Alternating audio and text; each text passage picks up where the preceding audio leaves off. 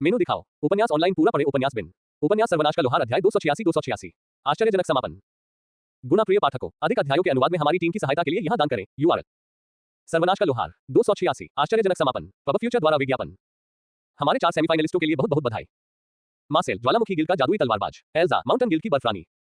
दुह, क्रूर टाइगरमैन। और डेरोक, स्वयंभू साहसी राजा। चारों सेमीफाइनलिस्ट दर्शकों की जोरदार जय जयकार के बीच मैदान में उतरे। मैदान के चारों ओर लगी बड़ी स्क्रीन पर उनके मुकाबले का फैसला स्लॉट मशीन की तरह हुआ। और हमारे पास मैचअप है। हमारी पहली लड़ाई में बर्फ जादूगर एल्जा को डुहू की विस्फोटक शक्ति से निपटना होगा। क्या बाघ जम जाएगा या वह बर्फ तोड़ सकता है? और हमारे दूसरे मैच में मार्सेल डेरोक से भिड़ेगा। आग बनाम आग, पहले कौन जलेगा? अगर मैं मार्सेल और डेरोक से कहूं कि वे अब मैदान छोड़ दे ताकि पहला मैच शुरू हो सके। जब दोनों अखाड़े से बाहर निकल गए तो आइस क्वीन और टाइगर अकेले खड़े थे। एक दूसरे के सामने खड़े होकर वे जज द्वारा लड़ाई शुरू होने की घोषणा का इंतजार कर रहे थे। जैसे ही डुहू अपने उन्मादी मोड में आया, पलक झपकते ही पूरा अखाड़ा बर्फ से ढक गया। एल्जा को यूं ही बर्फ की रानी नहीं कहा जाता था और बाघ के हिलने डुलने से पहले ही उसके फर में बर्फ के क्रिस्टल बनने शुरू हो गए थे। एक जबरदस्त दहाड़ के साथ डुहू ने अपनी शक्ति को एक ऊर्जा विस्फोट में छोड़ा जिसने उसके चारों ओर की बर्फ को उड़ा दिया। उसने अपनी मुट्ठियां आपस में भींच ली और कुछ मंत्रोच्चार किया जिसके बाद एक लाल आभा ने उसके शरीर को घेर लिया और उसे ठंड से बचाया। पब फ्यूचर द्वारा विज्ञापन। वह जादूगर पर हमला करना चाहता था लेकिन उसे ऊपर से गिरते हुए कई बर्फ के टुकड़ों से बचना पड़ा। उसने न केवल अपना जादू जल्दी चलाया बल्कि बिना मंत्रोच्चार के भी जादू चलाया। ठंडी कीलों की कतारों ने बाघ को दूर रखा और उसे करीब आने से रोका। डुहू ने हताशा में गुर्राते हुए आगे बढ़ने का फैसला किया। उसने आइस क्वीन की रक्षा को तोड़ने के लिए कुछ नुकसान उठाया। अपनी गति को बहुत अधिक बढ़ाकर उसने सभी स्पाइक्स और हिमखंडों को पार कर लिया जिससे लाल आभा का निशान बन गया। कुछ तो उसे मारने में कामयाब हो गए लेकिन ज्यादातर बहुत धीमे या बहुत तेज थे, इसलिए वे उस रोएदार विशालकाय जानवर पर वार नहीं कर पाए। उसने बस उन सभी को अपने सामने से ही कुचल दिया। कुछ ही देर बाद उसकी शक्तिशाली मुट्ठी हैरान एल्जा पर गिर पड़ी लेकिन एक मोटी बर्फ की ढाल ने उसे मुश्किल से रोका।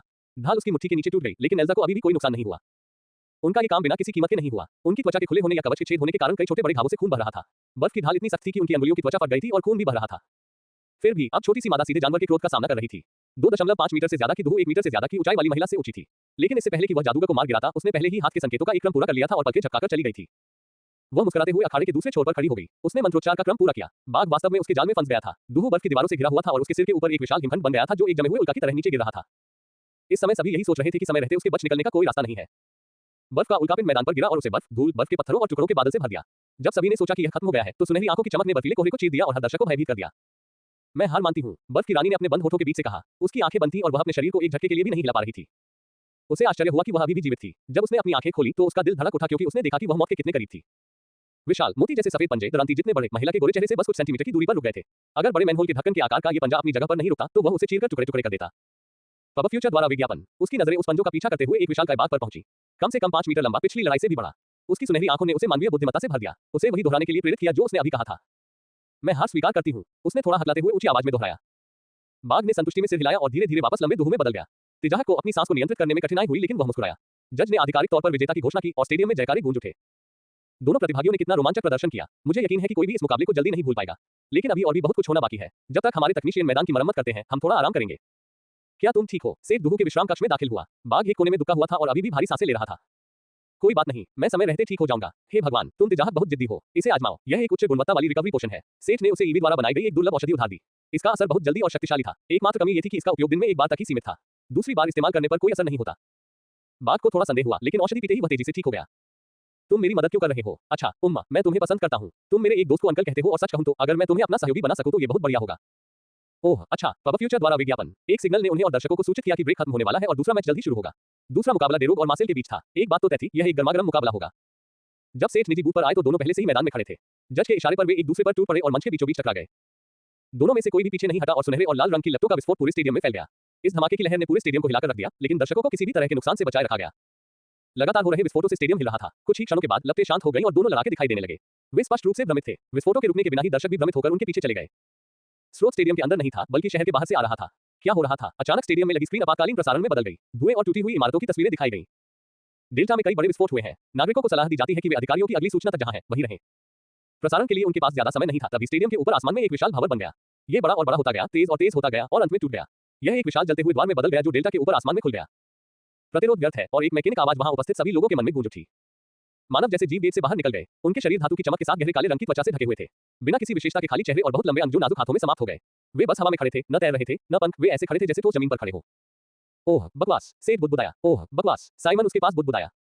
ओह नहीं, यूलकैटफर ने सोचा जो उस समय वहां मौजूद था जब ओरा में वे चीजें दिखाई दी थी। गेट से एक ऐसी चीज उतरी जो बाकियों से अलग थी। ये दुगनी बड़ी थी और चमड़े की धातु की तहें किसी पादरी के लबादे जैसी लग रही थी। खुश हो जाओ, जंजीरों का वाहक तुम्हें तुम्हारे दुखों से मुक्त करने आया है। चुनाव का बोझ अब तुम्हारा नहीं रहेगा। हम तुम्हें साम्राज्य के अत्याचार से मुक्त करेंगे। विशालकाय काली जंजीरें आकाश में गेट से नीचे गिरी और स्टेडियम की दीवारों तथा मैदान के अंदर घुस गईं तथा क्षेत्र में जगह को बंद कर दिया। लोगों ने अभी प्रतिक्रिया देना शुरू ही किया था कि गेट से मोटी जंजीरों की बौछार होने लगी और भीड़ से उन्हें छीनने लगी। 1.05 लाख बोनस पाने के लिए आपके पास 2 निःशुल्क स्पिन है। जानिए सफेद दाग रॉकेट का एक बेहद सरल और प्राकृतिक तरीका। पब फ्यूचर द्वारा विज्ञापन। संपर्क टॉस साइट में दान करें। मेनू दिखाओ। उपन्यास ऑनलाइन पूरा पढ़े। उपन्यास बिन। उपन्यास सर्वनाश का लोहार अध्याय 287 जंजीरों का धर्मतंत्र। गुना प्रिय पाठकों, अधिक अध्यायों के अनुवाद में हमारी टीम की सहायता के लिए यहां दान करें। URL सर्वनाश का लोहार 287 जंजीरों का धर्मतंत्र। पब फ्यूचर द्वारा विज्ञापन। डेल्टा, क्या उन्होंने फील्ड जनरेटर पर बम गिराया? आप किस बात का इंतजार कर रहे हैं? कुछ होने से पहले उन्हें ठीक करवा लीजिए। बहुत देर हो चुकी है। आपका क्या मतलब है? सिस्टम चर्च के आर्कबिशप ने चिल्लाकर कहा। हमें अभी पादरी साइमन से आपातकालीन संकेत मिला है। धर्मतंत्र एक पोर्टल खोलने में कामयाब हो गया है। अनुचर ने भयभीत होकर उत्तर दिया। बूढ़े आदमी ने उसे दूधिया रोशनी जैसी आंखों से देखा। उद्धरण चिन्ह डॉट डॉट डॉट। कहा, स्टेडियम, हम जल्दी करना होगा। Delta stadium. जंजीरें भीड़ से लोगों को छीनती रहीं। उनमें से कई लोग टूर्नामेंट के पहले प्रतिभागी थे। दूह, एल्जा, मासेल और यहां तक कि मिस दानव भी सबसे पहले छीने गए और उनके पास दिव्य औजारों का विरोध करने का कोई रास्ता नहीं था। मासेल और जज पकड़े गए, लेकिन डेरोक को किसी तरह नजरअंदाज कर दिया गया। सूर्य योद्धा जंजीरों पर मुक्का मारता रहा, लेकिन कोई नुकसान नहीं पहुंचा सका और उसे अनदेखा कर दिया गया। कोई भी सुरक्षित नहीं था। मीनास मास प्राइवेट बूथ की खिड़कियों से कई जंजीरें टूट गईं। बूथ में केवल सेठ, मीना और मैरी ही मौजूद थे क्योंकि साइमन चर्च से संपर्क करने के लिए निकल गया था। डेरोक की तरह सेठ को भी जंजीरों ने अनदेखा कर दिया और वे दोनों महिलाओं पर टूट पड़े। सेठ ने मिया को छाया में गायब होते देखा और मैरी को जंजीरों से बचाने का फैसला किया। क्या आप अल-सल्जार को नहीं बुला सकते? मैरी ने घबराहट में पूछा। अगर मैं कर सकता तो मैं पहले ही ऐसा कर चुका होता।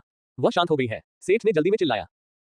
पब फ्यूचर द्वारा विज्ञापन। उसकी स्वचालित ढाल सक्रिय हो गई, जिससे अधिकांश धातु के टेंटिकल्स अवरुद्ध हो गए, जबकि उसने अपनी ढाल और वाइवन ब्लेड के साथ बाकी से रक्षा की। मीना के भाग जाने के बाद जो जंजीरें अपना लक्ष्य खो चुकी थी, उनका ध्यान सेठ पर चला गया। पहले तो उन्होंने उसे अनदेखा किया, लेकिन अब वह उनका लक्ष्य बन चुका था। सेठ ने अपनी ढालों और हथियारों से 10 से ज्यादा जंजीरों को खदेड़ दिया और खुद को मजबूत बनाने के लिए एक गीत गाता रहा। जब नए लोग उस पर घेराबंदी में शामिल हो गए, तो उसने अपनी लट्टों का इस्तेमाल करने की कोशिश की, लेकिन वे उसके हमलावरों को रोक नहीं पाए। मीना उसके पीछे की छाया से प्रकट हुई और उसने छाया ब्लेड से जंजीरों पर वार किया। सेठ ने उसे अपने पीछे देखा और अपनी सूची से एक संदूक गिरा दिया। मीना, छाती ले लो और तैयार हो जाओ। बिल्ली लड़की ने संदूक पकड़ लिया और पुनः छाया में गायब हो गई। स्टेडियम के बाहर जंजीरें सिर्फ स्टेडियम के अंदर ही काम नहीं कर रही थी। जब आर्कबिशप और पादरी वहां पहुंचे तो नागरिकों का अपहरण किया जा रहा था। पुजारी ने व्यवस्थित पंक्तियों में स्टेडियम को घेर लिया। एक विशाल संरचना बनाई गई और गेट से लगी जंजीरों को काटकर एक अवरोधक खड़ा कर दिया गया। प्रतिरोध व्यर्थ है। अंधेरे देवदूत हवा में खड़े होकर अवरोध को द्वार तक पहुंचने से रोक रहे थे। सिस्टम के कुत्ते, तुम हमें इन असहाय भीड़ों को बचाने से नहीं रोक सकते, बड़ा व्यक्ति चिल्लाया। पीछे मत हटो, अपने प्रयासों को मजबूत करो। आर्चबिशप ने नासमझी भरी बकवास को अनदेखा किया और अपने अधीनस्थों को मजबूत किया। अवरोध ने धीरे-धीरे स्वर्गदूतों को पीछे धकेल दिया और गेट पर बंद हो गया। मेरे शब्दों पर ध्यान दें, यह अभी खत्म नहीं हुआ है। स्टेडियम से बड़ी संख्या में चेन खींचकर बाहर निकाले गए और बड़ी संख्या में लोगों को लूटा। वे गेट में घुस गए, उनके पीछे स्वर्गदूत भी आए इससे पहले कि बैरियर गेटवे तक पहुंचे और उसे तोड़ दिया। पब फ्यूचर द्वारा विज्ञापन। चेन का धर्मतंत्र उत्तरी अल्फा। सेठ और स्टेडियम के कई अन्य लोगों को मिट्टी के एक चौड़े चौकोर टुकड़े पर विशाल पिंजरों में एक साथ रखा गया था। ये चारों ओर से ऊंची-ऊंची महलनुमा दीवारों से घिरा हुआ था। गेट बंद होने से कुछ क्षण पहले उसने मैरी को धक्का देकर बाहर कर दिया और एक जंजीर ने उसे पकड़ लिया, जिससे वह गेट के अंदर आ गया। उसने आत्मा की लौ का उपयोग करके खुद को मुक्त करने की कोशिश की थी, लेकिन जंजीरें केवल गर्म हो गईं और अखंड तक हुए बिना चमक उठी। गेट द्वारा सेठ को निकलने से ठीक पहले उसने अपने सभी कवच हटा दिए और केवल असामान्य आरामदायक कपड़े पहने। उसने साइमन द्वारा दी गई सलाह का पालन किया ताकि अगर वह कभी जंजीरों के धर्मतंत्र द्वारा पकड़ा जाए तो वह सुरक्षित रहे। चाहे उसने कुछ भी किया हो, उसे भी बाकी सभी की तरह पिंजरे में फेंक दिया गया। उसने कुछ जाने पहचाने चेहरे देखे। पीवीई इवेंट से लाइटनिंग वुल्फ वाला लड़का और बैरियर में माहिर कास्ट उसके साथ एक ही पिंजरे में थे। लोगों से भरे पिंजरों की कई कतारें चौक को घेरे हुए थी और विशालकाय जीव उनके बीच गश्त लगा रहे थे। ये वार्डन अपने काले खोल और चार पतले पैरों के साथ कीट सेंटोस की तरह दिखते थे, जिनका इस्तेमाल वे चलते समय करते थे। इनके शरीर के ऊपर एक मानव जैसा धड़ बैठा था जो गहरे रंग की धातु से ढका हुआ था, जो काले स्वर्गदूतों जैसा दिख रहा था। लेकिन अंधेरे स्वर्गदूतों के चिकने चेहरों के विपरीत वार्डन का चेहरा, या जहां चेहरा होता वहां एक विशाल मुख वाली आंख थी जो जुगनू की तरह थी। उनकी उपस्थिति ने बंदियों को चुप करा दिया था। साइमन ने उसे चेन लाने वाले के बारे में बताया था, लेकिन काफी समय बीत चुका था और सेठ को विवरण याद रखने में मुश्किल हो रही थी। केवल एक ही बात थी जो उसके लिए स्पष्ट थी। उन्हें गुलाम बनाने के लिए पकड़ा जाता था और मजबूत योद्धाओं को बहुत महत्व दिया जाता था, लेकिन इन योद्धाओं पर लगातार और कड़ी निगरानी भी रखी जाती थी। साइमन ने जिस मुख्य बात पर जोर दिया वह ये थी कि जब तक वह कर सकता था, उसे अपनी सभी मजबूत वस्तुओं को दूर रखना था। यदि वह कम महत्वपूर्ण कर्मचारियों के बीच घुसने में सफल हो जाता, तो उसे भागने का मौका मिल सकता था। बढ़ती फुसफुसाहट ने उसे साइमन के आग्रह का कारण याद दिला दिया। मैं घर पर फोन नहीं कर सकता, क्या आप कर सकते हैं? नहीं, क्या हो रहा है? मैं तो इन्वेंट्री का उपयोग भी नहीं कर सकता। पब फ्यूचर द्वारा विज्ञापन। इन्वेंट्री, आप सही कह रहे हैं, मैं अपनी स्थिति भी नहीं देख सकता। वार्डन की ऊंची आवाज में चिल्लाने से भीड़ एक बार फिर चुप हो गई। ये सही था, चर्च ऑफ चेस के प्रभाव में सिस्टम विकल्प और अधिकार पूरी तरह से बंद थे। वे दूर टेलीपोर्ट नहीं कर सकते थे, अपने पालतू जानवरों को नहीं बुला सकते थे या अपनी वस्तुओं को इन्वेंट्री से बाहर भी नहीं ला सकते थे। इस समय वे अपने वर्क कौशल का उपयोग भी नहीं कर सकते थे। केवल दूह या धुंध दानव जैसे कुछ ही लोग उनका उपयोग कर सकते थे क्योंकि वे उनकी नस्लीय विशेषताएं थी। और यह ऐसे लोगों के साथ अलग व्यवहार में भी दिखा क्योंकि उन्हें बड़े और अधिक खतरनाक दिखने वाले वार्डन द्वारा एक अलग पिंजरे में कड़ी सुरक्षा में रखा गया था। इस एहसास के सामने आने पर कई लोगों ने अपनी उम्मीद खो दी। अपनी शक्तियों के बिना वे कैसे बच सकते थे? सेठ ने ऐसा नहीं किया क्योंकि उसे लगा कि वह भी अपने अधिकांश कौशल का उपयोग कर सकता है। साइमन ने कुछ ऐसा ही कहा था, लेकिन उसे तभी याद आया जब अल ने उसे याद दिलाया। वे दिव्य कौशल को लॉक नहीं कर सकते, इसलिए जंजीरों ने पहले आपको निशाना नहीं बनाया। चेन लाने वाला सिस्टम और कौशल के प्रभाव को प्रतिबंधित कर सकता था, लेकिन भगवान द्वारा चैंपियन को दी गई शक्ति को नहीं। लेकिन फिर सेठ को क्यों ले जाया गया? शायद इसलिए क्योंकि आपकी स्थिति स्पष्ट है। आपके पास 3 अलग-अलग देवताओं की कुछ शक्ति है, बजाय एक वास्तविक चैंपियन की तरह एक विशाल गांठें लिच ने सिद्धांत दिया। उस मामले में सेठ ने अपने कौशल को तब तक छिपाकर रखा जब तक कि उसे भागने का मौका नहीं मिल गया। जब वह थोड़ा शांत हुआ, तो उसने सवाल किया कि वह जादूगरनी की आवाज क्यों सुन सकता है, लेकिन कैटरपिलर की नहीं। एक उसकी इन्वेंट्री में बंद था और दूसरा पालतू जानवरों की जगह में। क्या तुम सच में कह रही हो? मैं एक लगभग महान जादूगरनी हूँ। मेरी तुलना बमुश्किल 1 साल के कीड़े से मत करो। इस तरह के सामान्य ताले से खुद को बाहर निकालना इतना मुश्किल नहीं है। उसने गर्व से शेखी बघारी। बंदियों को नहीं पता था कि अब क्या होगा और वे केवल इंतजार कर सकते थे। जब वे इंतजार कर रहे थे तब पीवी इवेंट से एक युवक सेठ के पास आया। हाय, मैं इवान हूँ। आप टूर्नामेंट वाले लोहार हैं, है ना? हाँ, मैं हूँ, सेठ ने थोड़ा आश्चर्यचकित होकर उत्तर दिया। युवक ने अजीब स्थिति को महसूस किया। मुझे खेद है, बात बस इतनी है कि तुम ही एकमात्र व्यक्ति हो जिसे मैं यहाँ जानता हूँ, उसने शर्मिंदगी से कहा। सेठ ने उसे थोड़ा करीब से देखा। हालांकि इवान टूर्नामेंट में बहुत आगे निकल गया था, लेकिन उसे मुश्किल से ही युवा कहा जा सकता था। लड़का शायद 16 साल का था। शायद वह असुरक्षित महसूस कर रहा था जब वह अपने पालतू जानवर को बुलाने में असमर्थ था। उसके पास करने के लिए कुछ और नहीं था, इसलिए उसने उससे बातचीत शुरू कर दी। जब इवान को बात करने के लिए कोई मिल गया तो वह शांत हो गया। वो एक पशु प्रधान था, एक दुर्लभ वर्ग जो न केवल जानवरों को वश में कर सकता था और उसे बड़ी संख्या में पालतू जानवर रखने की अनुमति थी, बल्कि उसे अपने साथियों से कुछ गुण और कौशल भी विरासत में मिले थे। यह एक बहुत मजबूत वर्ग था, लेकिन अपने पालतू जानवरों को बुलाने में असमर्थ होने के कारण वह दूसरों की तुलना में अधिक असुरक्षित महसूस करता था। दोनों के बीच बातचीत होते होते समय बीता गया और अंततः एक परिवर्तन हुआ। वियाग्रा को भूल जाओ, पुरुषों के लिए सबसे अच्छी दवा। देखो रही है 1.05 लाख बोनस पाने के लिए आपके पास 2 निःशुल्क स्पिन है। पब फ्यूचर द्वारा विज्ञापन। संपर्क टॉस साइट मैप दान करें। मेनू दिखाओ। उपन्यास ऑनलाइन पूरा पढ़े। उपन्यास बिन। उपन्यास सर्वनाश का लोहार अध्याय 288। गुना प्रिय पाठकों, अधिक अध्यायों के अनुवाद में हमारी टीम की सहायता के लिए यहाँ दान करें। URL सर्वनाश का लोहार सी 288। पब फ्यूचर द्वारा विज्ञापन अध्याय 288। एक व्यक्ति ने चौक में कदम रखा। इस बार एक वास्तविक इंसान। उसने एक अनोखी टोपी और लाल रंग के विवरण के साथ काले वस्त्र पहने थे। उसकी छाती पर चेन लिंक का प्रतीक कढ़ाई किया गया था और उसने अपनी गर्दन के चारों ओर एक मोटी लाल रंग की चेन पहनी थी। उनके पीछे पीछे ऐसे ही वस्त्र पहने लोगों का एक दल चल रहा था। उनकी कलाइयों में काली जंजीरें थीं और उनके चेहरे जंजीर के प्रतीक वाले ढीले कपड़े से ढके हुए थे। जैसा कि उन्हें बाद में पता चला कि ये जंजीरदार प्रेरित थे, पुजारियों की एक जाति जो झुंड में नई भीड़ों का स्वागत करने के लिए जिम्मेदार थी। कहीं और उन्हें गुलाम बनाने वाले कहा जाएगा। ईश्वर से मिले आशीर्वाद ने उन्हें दूसरों को अपने सवालों के जवाब देने, झूठ को पहचानने और भीड़ों के मूल्य के आधार पर गुलाम बनाने की शक्ति दी। उनका काम बंदियों का न्याय करना, उनका पंजीकरण करना और उनके गले में गुलामी का पट्टा डालकर उन्हें गुलाम बनाना था। एक एक करके बंदियों को पिंजरों से बाहर निकाला गया और इन जांचकर्ताओं के सामने ले जाया गया। सेठ की बारी आने में ज्यादा समय नहीं लगा। तुम्हारी क्लास क्या है? भावहीन आवाज ने उससे पूछा और उसे जवाब देने की इच्छा हुई। लोहार। वह जवाब देने से खुद को रोक नहीं सका, लेकिन उसने जो कहा उसका फैसला उसे करना था। उससे पहले भी कई लोग झूठ बोलने की कोशिश कर चुके थे और उन्हें इसके लिए सजा भी मिली थी। सेठ ने तकनीकी रूप से ईमानदार होने का फैसला किया। और आपकी दूसरी क्लास। जलना। पब फ्यूचर द्वारा विज्ञापन। पादरी ने अपमानजनक आवाज निकाली और बुदबुदाया, बेकार। ऐसी चीज पर दूसरी क्लास भी बर्बाद करना। आपको एक तुच्छ कर्मचारी माना गया है। आपका नंबर 3663 है। इसे अच्छी तरह याद रखें क्योंकि यह पहला और अंतिम नाम है जो आपके लिए हमेशा मायने रखेगा। पुजारी ने जब ये कहा तो उसे एक अशुभ भावना ने घेर लिया, लेकिन उसने इसे अनदेखा कर दिया। फिर उसने सेठ के गले में हाथ डाला और एक मंत्र बुदबुदाने लगा। उसने महसूस किया कि पादरी के हाथ गर्म हो गए हैं और जब उस आदमी ने अपने हाथ हटाए तो उसकी गर्दन में लोहे का कौला था, ठीक वैसे ही जैसे उसके पहले हर किसी के साथ हुआ था। इसके साथ ही सेठ की किस्मत का फैसला हो गया और उसे अन्य मजदूरों के साथ ले जाया गया। उसने जो अन्य भाग्य देखे थे वे थे योद्धा जो चांदी के कौले से बंधे थे और जादूगर जो चांदी के कौले से बंधे थे। सबसे अधिक संख्या में होने के कारण सेठ ने पंक्तिबद्ध कार्यकर्ता का अनुसरण करते हुए चौक से बाहर निकल गया। जब वह महल की दीवारों से गुजरा तो उसे लगा कि एक प्रतिबंधात्मक भावना हट गई है, लेकिन उसकी जगह कौले से उत्पन्न एक नई भावना ने ले ली है। दीवारों के पीछे एक उजाड़ बंजर भूमि नजर आई। जगह जगह उसे मृत पौधों और बेजान मिट्टी के बीच खंडहरों के अवशेष दिखाई दे रहे थे। उन्हें इस बंजर भूमि के किनारे एक बड़े शिविर में ले जाया गया जहां एक हरा भरा जंगल दिखाई दे रहा था। यहाँ बैरकों की कतारें उनका इंतजार कर रही थीं, जैसे किसी अपराधी की कॉलोनी में होती है। वे एक मंच के सामने इकट्ठे हुए थे। यहाँ पहरेदार कोई खौफनाक वार्डन नहीं था, बल्कि लाल और काली वर्दी पहने दूसरे इंसान थे। इसमें कुछ समय लगा, लेकिन कुछ समय बाद अपनी छाती पर कुछ पदक लगाए एक व्यक्ति मंच पर आया। अपने नए जीवन में आपका स्वागत है वर्मिन। आपके पास हमारे अद्भुत ईश्वर तंत्र को भविष्य में विकसित करने में मदद करने का शानदार मौका है। मुझे पता है कि आप किस झूठ पर विश्वास करते हैं और शापित प्रणाली चर्च ने मजबूत की है, लेकिन हम आपको इन विचारों से मुक्त होने में मदद करेंगे। हम समझते हैं कि आप पहले प्रतिरोध या भागने के बारे में सोचेंगे, लेकिन मैं आपको इसके खिलाफ सलाह देता हूं। आप पर दुष्ट व्यवस्था का प्रभाव बंद हो गया है और गंदी शक्ति को दबा दिया गया है। प्रतिरोध को दंडित किया जाएगा। भागने का मतलब केवल मृत्यु है। आप इस शिविर की सीमा से परे इस हरे नरक में अकेले जीवित नहीं रह सकते। प्रतिरोध व्यर्थ है, आशा एक भ्रम है। इस ठंडे भाषण से कई लोग आहत हुए, लेकिन सेठ ने इसे ऐसे सुना जैसे कि कोई नाटक हो। जंगल को देखने से उस पर ज्यादा असर पड़ा। उसने स्टार्टा गांव पर धर्मतंत्र के हमले, हाल ही में हुए कब्जे और इस जंगल के बारे में सभी बिंदुओं को जोड़ दिया था। वह अल्फा में वापस आ गया था। धर्मतंत्र का ये पुल वृक्षों के समुद्र में स्थित था, संभवतः बालग्रस्त शहर डेल्टान के निकट। उसके विचारों में बाधा उत्पन्न हुई जब उसके कंधे पर एक क्रूर धक्का लगा। अपने बैरक में जाओ। 3663। एक गार्ड ने उस पर चिल्लाते हुए एक इमारत की ओर इशारा किया। इमारत का ज्यादातर हिस्सा एक बड़ा कमरा था जो हॉल जैसा था और यह चारपाइयों से भरा हुआ था। जब सेठ सोने के हॉल में दाखिल हुआ तो उसे एक जाना पहचाना चेहरा देखकर आश्चर्य हुआ। इवान को भी एक कर्मचारी घोषित किया गया था और वह उदास चेहरे के साथ एक बिस्तर पर बैठा था। उसने ग्रे शर्ट और ग्रे पैंट पहनी थी। ग्रे जैकेट के पीछे 3647 नंबर छपा हुआ था। इन कपड़ों के बंडल मुफ्त बिस्तरों पर देखे जा सकते थे। क्या उसे ये सामान भी पहनना था?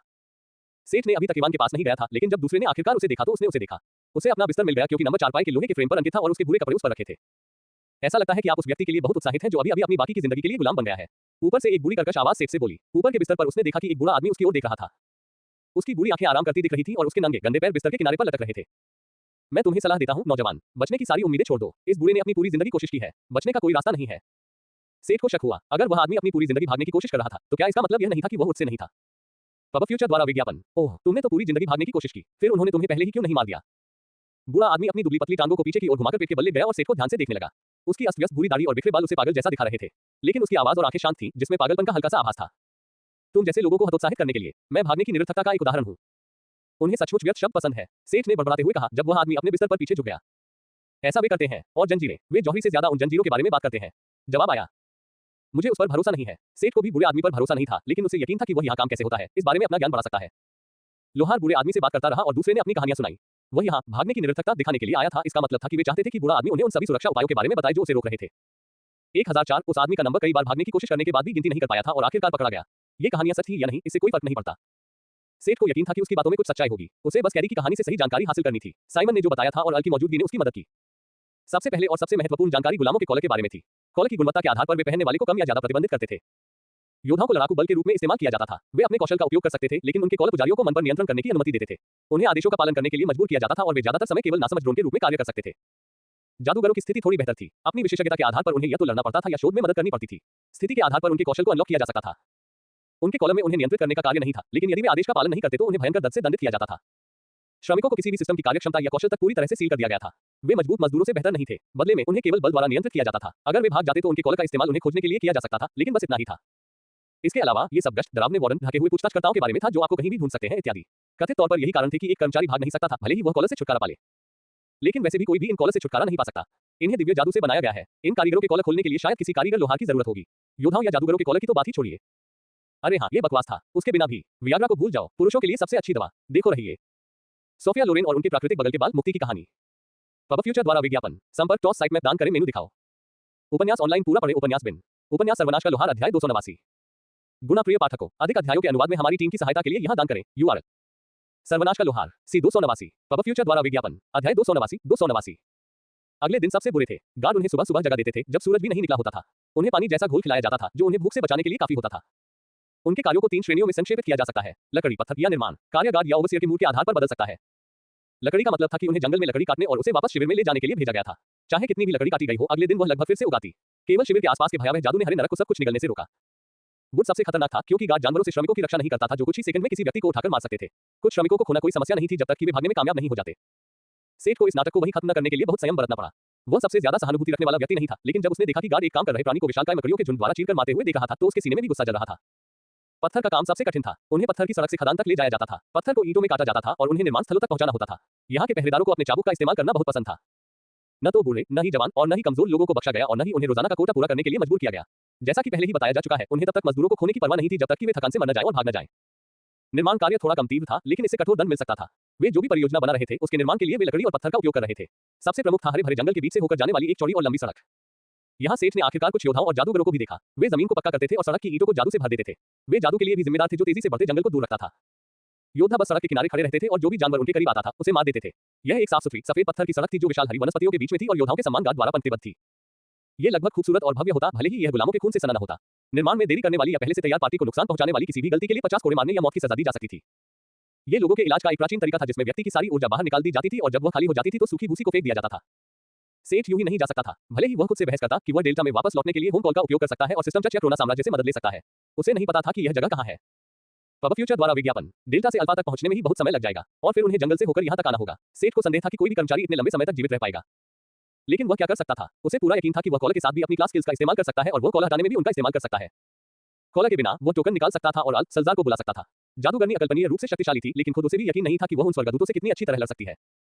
पफल्स भी था। सेठ को आयविसर में आए बदलावों के बारे में कोई जानकारी नहीं थी, लेकिन ये पहले भी शक्तिशाली था, ये कमजोर नहीं हो सकता था। हालांकि वह इस समय इसके साथ संवाद नहीं कर सकता था, लेकिन उसे यकीन था कि अगर हालात गंभीर हुए तो वह कैटरपिलर को बुला सकता है। एक अकेले व्यक्ति के रूप में ये उसके विकल्प थे। गुलामी के दिनों में वह अपने बैरक में अन्य लोगों के साथ अधिक घनिष्ठ हो गया। इसका श्रेय मुख्य रूप से इवान को जाता है, जो लोगों से दोस्ती करने में माहिर था। युवा बीस्टमास्टर को एक श्रमिक में बदल दिया गया था क्योंकि उसका कौशल सिस्टम के बीच स्पेस पर निर्भर था और चर्च ऑफ चेस ऐसे विकल्पों का उपयोग करने की अनुमति नहीं देता था। बाकी लोग या तो शिल्पकार थे या फिर उन्हें योद्धा या जादूगर के रूप में उपयोगी होने के लिए बहुत कमजोर समझा गया। इवान को छोड़कर वे लड़ाई में बहुत मददगार नहीं होंगे। जैसे ही सेठ ने पूरे ब्रिजहेड को तोड़ने का तरीका सोचने की कोशिश की, एक अधिकारी उनके बैरक में दाखिल हुआ। 3663। वह चिल्लाया, हाँ सर। सेठ ने आश्चर्य से उछलकर उत्तर दिया, क्या ये सच है कि आप एक प्रतिभाशाली लोहार हैं? सेठ की आंखें फटी की फटी रह गईं। आखिर उन्हें कैसे पता चला? किसने उसके घुटने में गोली मारी? पब फ्यूचर द्वारा विज्ञापन। हाँ अच्छा, अब आपको आंतरिक गैरिसन में स्थानांतरित कर दिया गया है। मेरे पीछे आओ। वह इतना हैरान था कि कोई प्रतिक्रिया नहीं कर पाया और बस उस अधिकारी का पीछा करने लगा जो उसे वापस महल में ले आया। महल में प्रवेश करते ही उसे अवरोध का दमनकारी प्रभाव फिर से महसूस हुआ। अधिकारी उसे अंधेरे और घुमावदार गलियारों से होते हुए महल के अंदर ले गया। अंत में वह आदमी एक दरवाजे के सामने खड़ा हुआ और उसे धक्का देकर खोल दिया।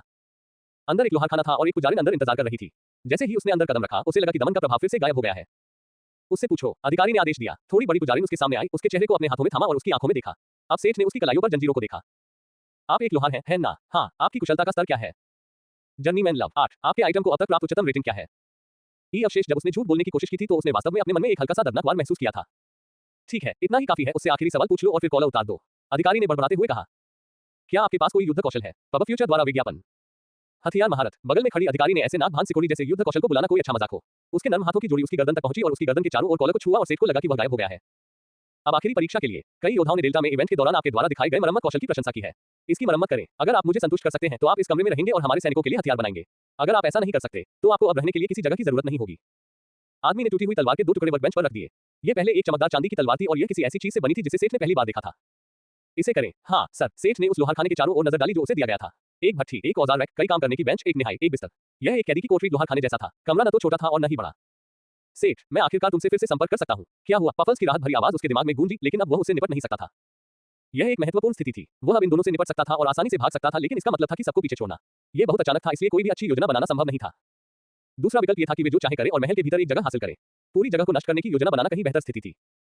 सेठ ने काम करना शुरू कर दिया। उसने लोहारखाना तैयार किया और कुछ औजार चुने। वह जिस तरह से काम करता था उससे सिर्फ इतना फर्क था कि उसने अपने स्तर के किसी भी व्यक्ति के पास मौजूद बुनियादी लोहारी कौशल के अलावा किसी और कौशल का इस्तेमाल नहीं किया। लंबे समय तक गर्म करने के बाद भी ये बहुत कठोर था। सेठ ने धातु को और नरम करने के लिए इसका इस्तेमाल किया। उसे जो करना था वह था 2 टूटे हुए टुकड़ों को एक साथ जोड़ना और सब कुछ वापस आकार में लाना। 1 घंटे बाद वह सावधानीपूर्वक पुनः जोड़े गए ब्लेड को तब तक पीसता और तेज करता रहा जब तक कि वह स्थान जहां उसे जोड़ा गया था अदृश्य नहीं हो गया। वास्तव में ये किसी शिल्पकार के स्तर के करीब है। पुजारी ने प्रशंसा की। अधिकारी ने सेठ के हाथ से तलवार ले ली और सहमति में बड़बड़ाया। बहुत बढ़िया। अब से तुम्हें ये कमरा नहीं छोड़ना है। तुम्हें भोजन सामग्री और दैनिक कोटा दिया जाएगा। हाँ सर। सेठ ने जवाब दिया। अधिकारी और पुजारी आखिरकार चले गए। लगता है तुम्हें नई नौकरी मिल गई है। पिछले कुछ दिनों में आखिर हुआ क्या है? महान में स्पष्टीकरण मांगता है। जानिए सफेद दाग रॉकेट का एक बेहद सरल और प्राकृतिक तरीका। वियाग्रा को भूल जाओ। पुरुषों के लिए सबसे अच्छी दवा। देखो रहिए। पब फ्यूचर द्वारा विज्ञापन। संपर्क टॉस साइट मैप दान करें। मेनू दिखाओ। उपन्यास ऑनलाइन पूरा पढ़े। उपन्यास बिन। उपन्यास सर्वनाश का लोहार अध्याय 290। गुना प्रिय पाठकों, अधिक अध्यायों के अनुवाद में हमारी टीम की सहायता के लिए यहां दान करें। URL सर्वनाश का लोहार C 290। पब फ्यूचर द्वारा विज्ञापन अध्याय 290। डेल्टा। पूरा शहर इस समय आपातकाल की स्थिति में था। पूरे शहर में विस्फोट हो चुके थे और एक सामूहिक अपहरण की घटना भी टीवी पर लाइव दिखाई गई थी। कई लोगों को सर्वनाश के ठीक बाद के दिन की याद आ गई और उन्हें पता ही नहीं चला कि वे सच्चाई के कितने करीब पहुंच गए थे। क्षेत्रीय जनरेटरों में तोड़फोड़ के कारण शहर में गेट खुलने की अधिकारिक खबरें संयुक्त आपातकालीन कमांड सेंटर तक पहुंची। डेल्टा के नेतृत्व और क्रोना के शेष अधिकारी एक कमांड संरचना को सुरक्षित करने और स्थिति से निपटने के लिए कड़ी मेहनत कर रहे थे। इस बात पर गर्मागर्म बहस हुई कि किस बात को सर्वोच्च प्राथमिकता दी जाए। सिस्टम चर्च के आर्कबिशप ने कहा, हमें शहर में सुरक्षा अवरोध को फिर से स्थापित करने की आवश्यकता है ताकि बेतरतीब प्रवेश द्वारों को खुलने से रोका जा सके। ये हमारी सर्वोच्च प्राथमिकता होनी चाहिए। अपनी सफेद दाढ़ी और आकर्षक आभा के साथ आमतौर पर दयालु दिखने वाला यह आदमी इस समय क्रोध के राक्षस जैसा लग रहा था। उसे नहाने का भी समय नहीं मिला था और वह अभी भी पसीने और धूल से लथपथ था। वह शांत भाव से बोल रहा था, लेकिन उसकी आंखें धधक रही थी। हमारे इंजीनियर और जादूगर इस मामले पर जितनी जल्दी हो सके काम कर रहे हैं। समस्या यह है कि विस्फोटों ने हमारे उपकरणों को पूरी तरह से नष्ट कर दिया है। डेल्टा में 75 फील्ड जनरेटर में से 42 अपूरणीय हैं। हमें साम्राज्य से प्रतिस्थापन की आवश्यकता है या उन्हें खरोंच से पुनर्निर्माण करना होगा। हमारे वरिष्ठ अधिकारी अगर तेजी से काम करें तो भी प्रतिस्थापन लाने और उन्हें स्थापित करने में 1 सप्ताह से अधिक समय लग सकता है। साम्राज्य की सेनाओं के प्रतिनिधि ने कहा। राजकुमारी जब पूर्व की ओर रवाना हुई थी तो उसे ही प्रभारी के रूप में छोड़ा था। हमें सभी ताकतों को एक साथ मिलकर काम करने की जरूरत है। जब तक नए जनरेटर स्थापित नहीं हो जाते हमें गेटों से निपटना होगा। हमें नागरिकों की सुरक्षा करनी है। डेल्टा सरकार के प्रवक्ता ने घोषणा की। लेकिन हमारी अपनी सेनाएं और साम्राज्य की सेनाएं पर्याप्त नहीं है। हम इस समय पहले से ही मुश्किल में हैं। क्या हम एडवेंचरर गिल्ड से सहयोग की उम्मीद कर सकते हैं? उसने पूछा और डेल्टा की शाखा के गिल्ड मास्टर की ओर देखा। अज्ञात आयु का विशालकाय आदमी अपने साफ सुथरे मुंडे हुए सिर को रगड़ रहा था। हम आपकी ओर से एक आपातकालीन खोज देंगे, लेकिन कोई भी इन लोगों को ऐसी स्थिति में लड़ने के लिए मजबूर नहीं कर सकता जब उनके अपने परिवार खतरे में हो। क्या बड़े कबीले और खिलाड़ी गिल्ड कोई कदम उठाएंगे? ये संभवतः पारिश्रमिक पर निर्भर करेगा। पब फ्यूचर द्वारा विज्ञापन। प्रवक्ता ने दांत पीसते हुए सिर हिलाया। System church. डेल्टा। मोनिक अन्य लॉर्ड्स लिडिया, साइमन और जैक फेल्टन के साथ मेज के शीर्ष पर बैठी थी। ये सिस्टम चर्च में एक आपातकालीन बैठक थी। उनके पहले बड़े स्काउटिंग इवेंट के खत्म होने से ठीक पहले उनके टावर मास्टर का अपहरण कर लिया गया था। इतना ही नहीं, दर्शकों में से बहुत से लोगों और यहां तक कि शपथ गार्ड के उम्मीदवारों को भी अगवा कर लिया गया था। सभी के चेहरे गंभीर थे। मीना और मैरी खास तौर पर उदास थी क्योंकि वे उस समय मौजूद थी जब सेठ को जंजीरों में जकड़ा गया था। एक मदद करने में असमर्थ था और दूसरा दोषी महसूस कर रहा था क्योंकि वह उसकी रक्षा कर रहा था। साइमन की अभिव्यक्ति भी बहुत बेहतर नहीं थी। वह सिस्टम चर्च से सहायता के लिए वीआईपी बूथ से बाहर निकल गया था। वह सोचने से खुद को रोक नहीं पाया। अगर वह वहां होता तो क्या होता? शायद वह इस परिणाम को बदल सकता था। हालांकि पुजारी के तौर पर उसे किसी खिलाड़ी के जीवन में हस्तक्षेप नहीं करना चाहिए था। वह लंबे समय से सेठ को एक दोस्त के रूप में देखता था। जैक फेल्टन सभा में गंभीर और असंतुष्ट दिख रहे थे। उन्होंने टूर्नामेंट को वैसे ही देखा था जैसा मोनिक ने उनसे कहा था और जिस तरह से इसे किया गया था वह उन्हें पसंद आया। लोगों के जीवन या आजीविका को जोखिम में डाले बिना वास्तविक मुकाबला। हालांकि उन्हें यह नहीं पता था कि उन्हें इस बैठक में क्यों आमंत्रित किया गया था। हम सब यहाँ इस बात पर चर्चा करने के लिए आए हैं कि अब से चीजें कैसे चलती रहेंगी। जेन ने घोषणा की। माइक, जेन, मोनिक और मैंने मोनिक को वाइस टावर मास्टर और अस्थायी नेता के रूप में सुझाने का फैसला किया। क्या कोई असहमत है? ऐसा लग रहा था कि कोई भी असहमत नहीं है, इसलिए मोनिक ने अपनी बात रखी। ठीक है, जैसा कि आप सभी जानते हैं, सेठ का अपहरण कर लिया गया था। साइमन, वह अभी भी जीवित है ना? जब तक वह कोई बेवकूफी नहीं करता और उसे एक बार सलाह देकर याद रखा जाता है तब तक उसे जीवित रहना चाहिए। उसे इसमें मजा नहीं आएगा, लेकिन उसे जीवित रहना चाहिए। उसे बचाने की क्या संभावना है? मीना ने चिंतित होकर पूछा। माफ करें, मुझे नहीं पता। हम केवल मोटे तौर पर अनुमान लगा सकते हैं कि थियोक्रेसी ने अपना आधार कहां बनाया है। अगर वे वास्तव में बढ़ते जंगल को रोकने में कामयाब रहे तो वे अल्फा के सिटी के करीब हो सकते हैं। पब फ्यूचर द्वारा विज्ञापन। उर्थ के मूल निवासियों के चेहरे उतर गए। उन्हें पता था कि यह लगभग आधे महाद्वीप की यात्रा थी। हमने राजकुमारी से संपर्क किया। साम्राज्य की सेनाएं वर्तमान में गामा में हैं। मैंने सुना है कि उन्होंने वहां एक टेलीपोर्ट नोड के साथ एक स्टार्टर गांव स्थापित करने की योजना बनाई है।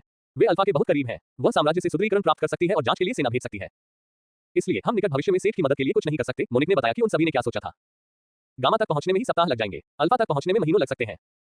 तुम सब ऐसे नीचे क्यों देख रहे हो? तुम ऐसे व्यवहार कर रहे हो जैसे सेठ कोई संकटग्रस्त युवती है जिसे बचाने के लिए हमारी जरूरत है। क्या तुम्हें लगता है कि वह चुपचाप वहां रहेगा और तकलीफें सहेगा? फिन जानती है कि वह ऐसा नहीं करेगा। फिन अपनी सारी कैंडी दांव पर लगाएगी कि वह हमारे जाने से पहले ही यहां वापस आ जाएगा। फिन ने चिल्लाते हुए कहा। परी की यह बात सुनकर सभी लोग आश्चर्यचकित हो गए, लेकिन जल्द ही उनके चेहरों पर व्यंग्यात्मक मुस्कान आ गई। हालांकि वह बहुत गुस्से में थी, लेकिन वे सभी उसके छोटे से चेहरे पर देख सकते थे कि वह अपने आंसुओं को रोकने की कितनी कोशिश कर रही थी।